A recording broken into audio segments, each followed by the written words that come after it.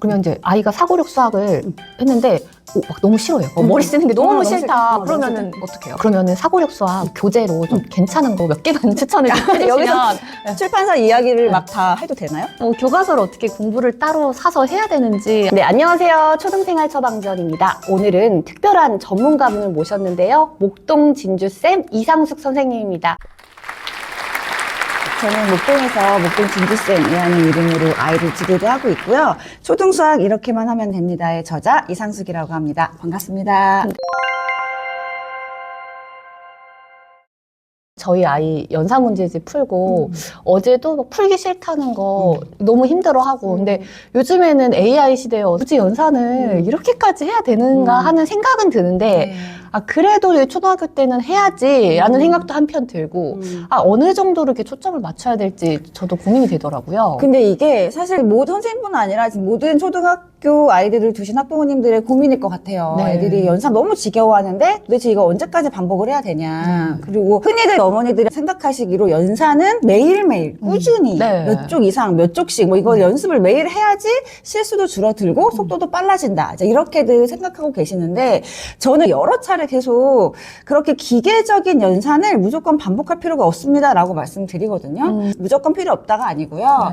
그렇게 반복이 필요한 친구들도 있어요. 그런 어떤 친구들 친구들요? 일단 기초학습이 안 된 친구들은 그런 연산 반복을 통해서라도 어떤 원리를 본인이 깨우칠 때까지는 연산 학습이 필요한 친구들이 있는데 우리 아이들이 현재 지금 내가 초등학교 진도를 나가고 아니면 나의 어떤 학습 패턴을 따라가는데 연산 때문에 얘가 지금 발목이 잡혀서 다른 문제를 못 풀고 있다. 이렇게 어려움을 겪는 친구들이 아니고서는 그냥 어머니들이 굳이 연산 교재를 추가해서 매일 반복시키지 않아도 우리 친구들이 학교에서 배우는 교과서 수학 익힘책, 그리고 뭐 개념서, 응용서 이런 것들 많이 하시잖아요. 네. 그러면 그 안에 이 수학 교재를 개발하는 이런 사람들이 책을 그냥 만들진 않아요.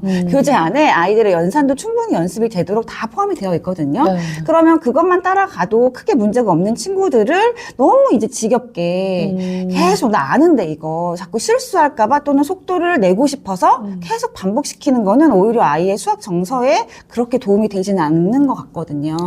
지금도 너무나 빠른 속도로 지금 AI가 막 매일매일 놀라는 기술들이 막 개발이 되고 있는데 사실은 우리가 한 번만 다시 생각해보면 수학에서 정말 중요한 게 뭘까를 생각해보면 좀 답이 나오는 것 같아요. 기계 AI의 속도를 우리가 계산 속도를 따라잡을 수는 없어요. 네. 아무리 연산 문제집을 막 100권, 1000권 연습을 한다고 해도 그러면 초등 시절에 수 감각 키우는 거 이거 하나만 제대로 가져가도 연산을 그렇게 무리하게 반복하지 않아도 속도는 점점 빨라지거든요. 그러니까 예를 들면 우리가 1학년 때 10의 가르기 모으기 배우잖아요. 네. 근데 이거를 아이들은 이미 입학 전에 연산 학습지로 나는 두 자릿수의 덧셈 뺄셈 막 구구단도 알아 막 이렇게 연습하고 갔단 말이에요. 네. 그럼 이 친구들이 10의 가르기 모으기를 딱 보는 순간 너무 쉬워. 이건 너무 시시해. 이렇게 생각하는데 사실은 그 10 가르기가 10의 보수의 의미를 가지면서 앞으로 우리 친구가 수를 내가 가지고 놀 줄 알게 되는 수의 그 개념을 익히는 굉장히 큰 무기가 되는데 뭐 15 더하기 7 계산할 때 뭐 10의 자리를 1을 올려서 네. 그렇게 알고리즘을 계산하지 않아도 수의 감각을 좀 있는 친구들은 여러 가지로 쪼개거나 수를 합성하거나 분해해서 내가 쉽게 계산할 수 있단 말이에요. 그러니까 15 더하기 뭐 8을 한다. 그러면 내가 그러면 뭐 15에다 5를 먼저 주고 그 다음에 나머지 3을 더해볼까? 뭐 이런 식으로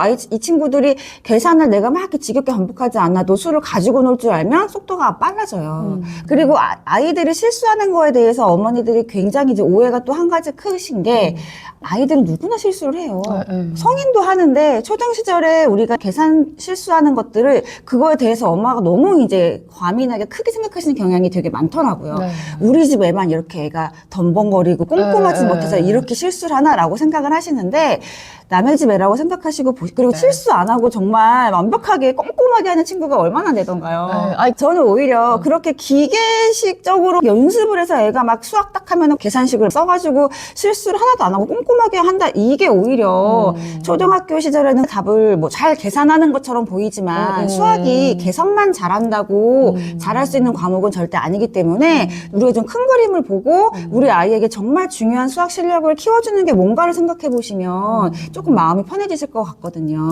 그러면은 이제 수 감각이 중요하다고 말씀하셨는데 초등 때 수 감각을 그럼 키우기 위한 네. 방법을 네. 좀 알려주시면 좋을 것 같거든요. 이게 뭐 공식처럼 네. 요거를 딱 외워서 이렇게 하시면 수 감각이 키워집니다라고 저도 말씀을 드릴 수 있으면 너무 좋을 것 네. 같은데 사실 그렇게 어떤 한 가지 방법이 있는 건 아니지만 그 폴란이라는 교육자가 한 이야기 중에 암묵적 지식이라는 이야기가 있었어요. 그게 뭐냐면 우리가 말로 할 수 있는 지식보다 생각보다 우리가 알고 있는 건 훨씬 많다. 사실은 저는 그 암묵적 지식이라 아이들한테도 다 갖고 있는 능력이라고 생각을 하거든요. 그 중에 한 가지가 수학 머리도 우리 아이가 말로 설명하지는 못하지만 그런 지식이 분명히 존재를 한단 말이에요. 근데 그게 그러면 과연 타고나야지만 가질 수 있는 거냐. 그거에 대한 질문을 이제 많이 들었는데 사실 저는 제가 이 암묵적 지식에 대해서 연구를 하기 전에도 수학 머리는 타고난다기보다는 사실은 경험을 통해서 더 큰 지식으로 수학적 머리를 우리가 키워나가면서 더 발전할 수 있습니다. 경험을 해야 되네요. 그렇죠. 그래서 수학적 머리라는 것도 어떤 아이는 도형에 얘가 막 감각이 있어. 네. 그래서 선을 하나 딱 그었을 때 새롭게 보이는 도형 모형들이 얘는 어떻게 가르치지도 않았는데 손이 딱 그어지지 뭐 이런 것들을 수학 머리라고 하는데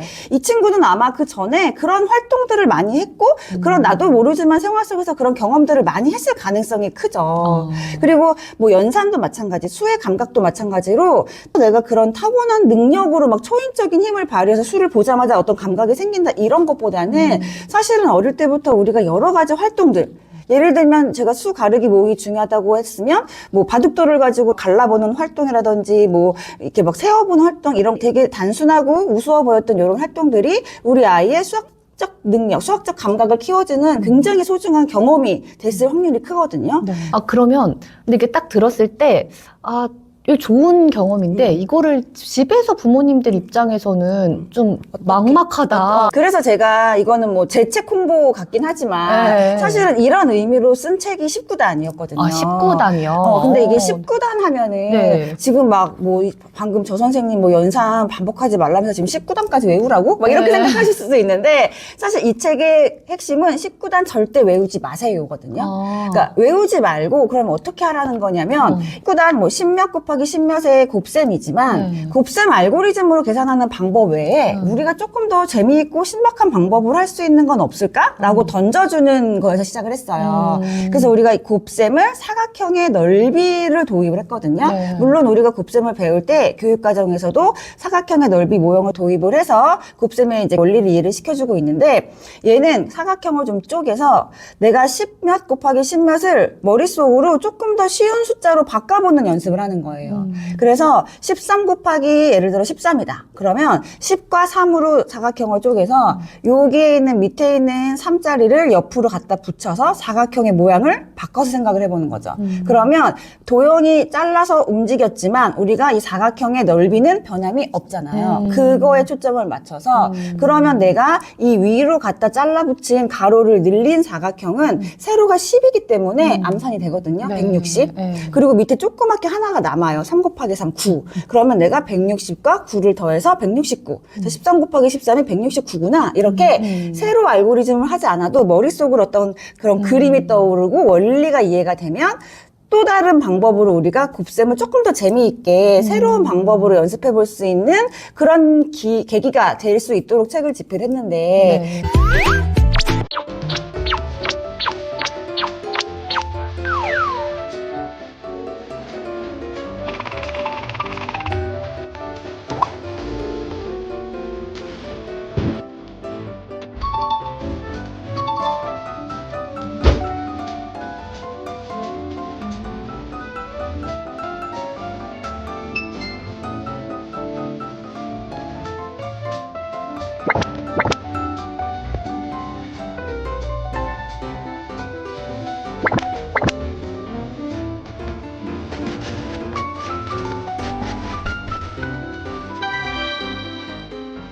한 가지 예로 이제 이런 것들을 들어드린 것처럼 이런 계기들을 던져주시는 거죠.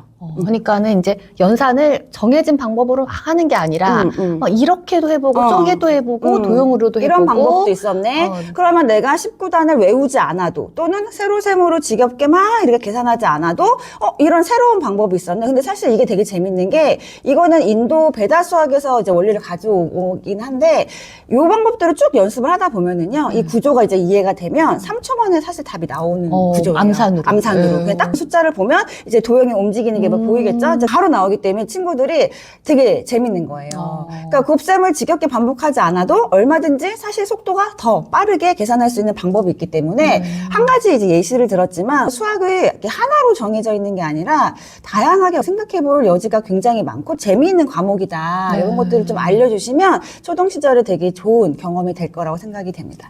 그러면은 이제 사고력 수학 같은 것도 다 그런 의미에서 좀. 그쵸. 추천을 드리는 거예요. 사고력 수학이 지금 시중에 이제 교재들도 굉장히 재미있게 많이 나와 있는데 저학년 때 뭐 사고력 꼭 해야 돼요? 뭐 이런 질문 많이 주시면 저는 가능하면 하세요라고 말씀을 드리는데 그것도 같은 이야기. 흔히들 교과 문제집, 내가 지금까지 수학을 문제집으로 막 재미없게 반복을 했다면 같은 내용을 담고 있지만 뭔가 환경이 조금 바뀌고 상황이 바뀌고 방법이 좀 참신한 방법들이 나와서 아, 이거를 이렇게도 계산할 수가 있구나. 이런 방법으로 접근해 볼 수도 있네. 이렇게 생각해 볼 수도 있네. 이런 경험이 되는 그런 의미에서 저는 오히려 저학년 친구들일수록 문제집에서 아이들 재미없게 수학 막 이렇게 반복하는 것보다 그런 사고력 수학. 근데 꼭 이게 비단 학원에 가야지만 할 수 있는 건 아니거든요. 교재들도 얼마나 요즘엔 굉장히 좋은 교재들 많이 나와 있고 생활 속에서도 소재를 되게 많이 찾을 수가 있기 때문에 그런 것들을 활용하셔가지고 저학년까지는 우리가 수학의 정서 지켜가면서 좀 재미있게 할 수 있는 방법들이 엄마가 조금만 관심 가지시면 너무나 많은 방법들이 있어요. 그래서 사고력도 저는 그런 의미로 추천을 드립니다. 그러면 이제 아이가 사고력 수학을 했는데 막 너무 싫어해요. 막 머리 쓰는 게 너무 너무 싫다. 싫다. 그러면은 어떻게 해요? 사고력 수학을 한다는 것 자체가 이렇게 시간이 오래 걸리잖아요. 공부 시간이 길어지니까 나 이제 하기 싫어 이렇게 나오잖아요. 아니면 또 이제 수학을 좀 싫어하는 친구들은 그냥 단순한 연산이 차라리 나아. 이게 지금 대표적인 사고력 수학의 그 부작용. 네. 사고력 수학의 잘못된 예. 그 친구들 하지 말아요? 그 친구가 하지 말라는 게 아니라 방법을 달리 해야죠. 어떻게 해요? 사고력 교재야말로 우리가 교과 문제집 같은 경우들은 학년이 딱 정해져 있잖아요. 네. 학년 몇 학기 이게 정해져가 있지만 사고력 교재들은 사실은 출판사에서 이런 해당의 연령들을 좀 권장 연령을 정해놓긴 했지만 이게 정답이 아니에요. 교육과정에 딱 맞춰가지고 막 이렇게 나눠놓은 것들이 아니기 때문에 그냥 우리 아이가 2학년이라고 무조건 2학년 사고력, 우리 아이는 3학년이니까 3학년 사고력 갖다 놓고 풀게 하면 처음 푸는 친구들은 아마 지금처럼 당연히 거의 절반 이상의 친구들은 어려워, 나 이거 어려워, 하기 싫어 이렇게 할 거거든요. 왜냐하면 본인이 그동안 풀었던 문제 유형들과 좀 다른 스타일이고 처음 보는 스타일을 하니까 어려운 거예요. 근데 어느 정도 적응이 될 때까지는 본인 연령보다 더 낮아도 아무 상관없어요. 그러니까 그냥 아이가 조금 부담 없이 재미있게 할 수 있는 그 과정이 우리 아이에게 맞는 연령이구나 라고 생각을 하시고 시작하시면 조금 더 부담이 덜어지고요. 아이가 더 재미있게 할 수 있습니다. 이것도 좀 적응이 되면 문제 유형들도 어쨌든 학습이기 때문에 사고력 문제 유형들도 많이 풀어본 친구들은 아 이런 문제가 있구나가 조금 많이 이제 익숙해지면 그 다음부터는 조금 더 편안하게 할 수가 있기 때문에 중요한 거는 그 문제를 통해서 우리 아이가 한 문제를 풀더라도 좀 깊이 생각해 볼 수 있는 그런 시간을 만들어주는 경험이 중요한 거기 때문에 단계에 너무 집착하지 마시고 우리 애가 3학년인데 1학년 거 푸는 거 너무 창피한 거 아닌가? 뭐 이런 생각 전혀 하실 필요 없고 그냥 우리 아이가 부담 없이 재미있게 좀 집중해서 문제를 고민해 볼 수 있는 그런 교재 선택하시는 걸 추천을 드립니다. 그러면은 사고력 수학 교재로 좀 괜찮은 거 몇 개만 추천을 해주시면 여기서 출판사 이야기를 막 다 해도 되나요? 상관없지 돼요? 네. 근데 사실 사고력 교재들 요새 너무 많이 잘 나와 있는데 줄개감 뭐 이런 책들이 있거든요. 팩토 엄마들이 사실 제일 많이 하는 흔히 많이 쓰시는 교재들이 제일 어느 정도 검증이 된 책들이라고 보시면 돼요. 줄개감, 팩토, 뭐 1031, 필지수학 이런 것들 많이 하시는 대표적인 사고력 교재들인데 사실 어떤 출판사에 어떤 교재가 좋다 이거는 요즘의 책들이 다들 너무 잘 나와 있어서 그래서 그거 말고 차라리 그날 우리 아이를 데려가서 아이 보고 한번 골라보게 하시는 것도 되게 큰 도움이 됩니다. 왜냐하면 내가 고른 책이기 때문에 그래도 조금 책임감이 생기거든요. 근데 요렇게 저학년 친구들 사고력 교재를 조금 어느 정도 공부를 했다. 그러다가 저는 한 3학년 이후부터는 우리 친구가 좀 학습적으로 조금 잡혔다. 우리 아이는 수학적 역량이 좀 보여서 이제 달리고 싶다. 이런 친구들은 3학년, 빠른 친구들은 아니면 뭐 4학년, 5학년 물론 좋지만 이런 다양한 문제들, 사고할 수 있는 문제들을 접하다가 어느 시점이 되면 저는 이제 그 시점부터 이제부터는 교과 심화 문제집으로 변경을 하셔도 좋을 것 같아요. 네. 사고력으로 좀 많은 문제들을 다뤄본 친구들은 교과 심화 문제들 접할 때 크게 부담감이 없고 그다음에 어느 정도 학년이 쌓이면 문제 유형도 좀 겹치긴 하거든요. 네. 그래서 한 3학년 이후 4학년 친구들은 시중에 나와 있는 사고력 교재들보다는 둘 다 물론 하면 좋지만 네. 교과 심화 문제집에 이제 집중을 해서 그런 연습을 하시는 게 현실적으로 조금 더 효율적이실 것 같고 네. 저학년 친구들은 아직은 우리가 수학이 너무 즐겁고 재밌는 과목이야 라는 걸 좀 알게 해주고 싶은 저의 네. 마음으로 그런 친구들은 좀 알록달록하고 자기 학년보다 낮은 책이라도 하루에 한 문제라도 그런 사고력 활동을 해보시는 걸 추천을 드립니다. 저희 애가 3학년인데 이제 2학년 때 풀다만 그 팩토 교재가 있거든요. 네네. 근데 예, 그거 풀면 되겠네요. 그러세요. 그러면 이제 심화 문제집을 저는 풀리고 싶은데 얘는 엄마 나 이거 끝났으니까 다음 학기 빨리 진도 나가고 싶어. 심화 문제집 안 풀래. 이러면은 어떻게 아이의 의견 존중해서 나가야 되나요? 그럴 때는 이 친구에도 지금 얘기하는 걸 들어보니까 엄마 나 빨리 나가고 싶어는 얘도 어느 정도 욕심이 있는 친구예요. 나도 빨리 3학년이니까 4학년 형아들 푸는 거 하고 싶어. 뭐 5학년 나도 빨리 배우고 싶어. 이거잖아요.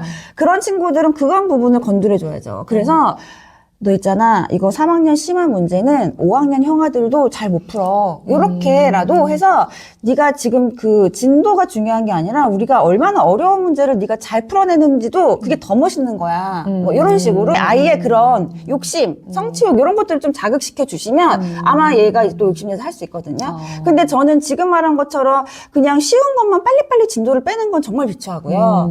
그 재학년의 심화나 사고가 필요한 그런 문제집들을 충분히 연습을 하고 넘어가야 뒤에 가서 더 빨라져요. 당장에 어머니들이 저한테 제일 많이 이제 고민을 하시는 게 심화가 중요하다는 얘기를 많이 들어서 심화 문제집 좀 풀려보려고 했더니 시간이 너무 많이 걸려요. 네, 맞아요. 이러다가 우리 애만 너무 진도 뒤떨어지는 거 아니에요? 뭐 맞아요. 이런 고민을 네, 하시는데 네. 사실은 조금만 더 앞을 내다보시면 갔다가 되돌아오면 더 늦어요. 근데 진짜로 갔다가 되돌아오는 친구들 굉장히 많거든요. 근데 이게 지금처럼 다지고 넘어갔을 때 조금 지금은 내가 늦는 것처럼 보이지만 나중에 가서 훨씬 빨라질 수 있기 때문에 단계를 뛰어넘지 마시고 그리고 사실은 초등학교 시간이 없으면 중고등학교 가서는 더 바빠요. 우리가 가장 시간적으로 여유가 있는 시기가 지금 초등시기거든요. 이제 그러니까 지금 심화나 사고력이나 이렇게 수학의 가장 기초적인 역량을 키울 수 있는 가장 중요하고 좋은 시기이기 때문에 이걸 놓치지 마시고 저는 충분히 연습을 하시기를 추천을 드립니다. 그러면 이제 문제집을 좀 차근하게 차곡차곡 풀면서 생각을 깊게 할 수 있는 그런 시간을 가져라고 말씀을 하셨는데 왜 문제집만 많이 풀면 될까? 이제 교과서가 또 중요하다고 네네네네. 하잖아요. 네. 근데 교과서를 따로 보기가 쉽지가 않은 쉽지 게 않고 학교에 있으니까 저도 이제 애한테 야, 너 무슨 출판 샀어? 몰라? 막 이렇게 되거든요. 네. 교과서를 어떻게 공부를 따로 사서 해야 되는지 아니면은 어떻게 해야 되는지. 수학에서 어떤 공식 하나를 딱 알려주고 이것대로 넓이를 구해라고 그렇게 하면 되게 쉽고 빠르겠지만 그렇게 가르치는 게 아니라 그 원리를 이해할 그 공식이 나오게 된 배경에 대해서 충분히 어떤 활동들을 통해서 익히게 하고 있단 말이에요. 그럼 우리 아이가 이 개념이 왜 나오게 됐는지에 대한 그 과정을 한번 따라서 그러니까 이게 증명이라고 하면 굉장히 말이 어려워 보이는데 네. 그 증명이라는 게 사실 별게 아니고 교과서에서 나와 있는 이 활동들을 아이가 한번 글로 적어서 따라해 써보는 거. 이것도 다 증명이거든요. 예를 들어 원의 넓이를 구하는 걸 배웠어. 그럼 교과서 활동에서는 원의 넓이를 다 쪼개가지고 직사각형을 만든단 말이에요. 근데 이제 그런 식으로 교과서가 되어 있는 구성을 보시면 요것대로 우리 아이가 공식을 외우는 게 아니라 그 공식이 나오게 된 배경에 대해서 또는 그 과정에 대해서 아이에게 한번 따라서 써보게 하고 처음에부터 글로 써보는 게 어렵다면 한번 말로 어떤 활동으로 이런 방법이 나왔어 뭐 이렇게 해서 말로 아이가 한번 설명을 해보게 하시고 그게 조금 익숙해지면 네가 방금 말한 거 한번 우리 적어볼까? 이렇게 해서 쭉 그 과정을 적어보면 사실 그게 증명이에요. 네. 그러니까 이런 연습들 이게 뭐 매일매일 시간을 내서 하자면 너무 힘든 과정이 될 수도 있지만 한두 번씩 아이들 늘 집에서 엄마랑 시간 보낼 때 이런 것들 생각나실 때마다 한두 번씩 해보시는 거는 크게 어렵지 않을 거거든요. 그래서 이런 방법을 팁으로 좀 활용하셔도 좋을 것 같아요. 근데 요즘에는요, 교재가 또 너무 잘 나와 있기 때문에 맞아요. 사실은 문제집이라고 해서 뭐 물론 문제를 막 연습시키는 그런 문제 유형서가 있지만 우리가 교과서 개념을 다루고 있는 교과 개념 문제집들은요, 다 이런 과정도 다 보기 좋게 정리가 돼 있는 책들도 시중에 되게 많이 있어요. 그러니까 뭐 굳이 아이에게 너 교과서 갖고 와봐 해가지고 막 펼쳐놓고 이렇게 안 하셔도 교과 개념서 가지고 이제 그 개념 페이지를 이런 식으로 활용을 해보시는 것도 현실적으로 도움 되실 거예요. 그래서 개념을 그냥 한번 눈으로 쭉 읽어봐. 공식이 뭐야. 그 다음에 그 정식 문제 풀어. 이게 아니라 그 과정을 우리 아이가 제대로 이해했는지 한번 이런 과정들을 통해서 한번 점검해보시고 그리고 나서 교과 개념을 활용한 문제를 풀게 해주시고 이런 단계를 평상시에 하는 공부에 적용시키시는 게 더 편하실 것 같아요. 그러니까 이제 교과서를 왔다 갔다 하기 힘들면 이제 문제집의 개념 정리된 부분이라도 좀 꼼꼼하게 보고 좀 적어보기도 하고 말로 해보기도 그렇죠. 하고 하는 걸로도 충분히 할 수가 할 수 있다. 있겠네요. 네. 예. 오늘 그 선생님이 이야기를 들어보다 보니까 좀 연산 문제집에 대한 생각도 약간 바뀌는 것 같고 어떤 식으로 우리 아이의 수학을 좀 저도 엄마표로 하다 보니까 진행을 해야 되겠다는 윤곽이 잡히는 것 같은데요. 일부러 부족을 하는 것 같아서 선생님이랑 한 번 더 이야기를 나눠야 될 것 같습니다. 자, 2부에서는요. 조금 더 욕심이 있는 부모님들을 위해서 경시대회 준비하는 것까지 또 심화문제집 이런 것까지 더 이야기를 나눠봤으면 좋겠어요. 선생님 이야기 해주실 거죠? 이분은 좀 더 네. 재밌는 이야기들 나눠보겠습니다. 네, 시청해주셔서 감사합니다. 감사합니다.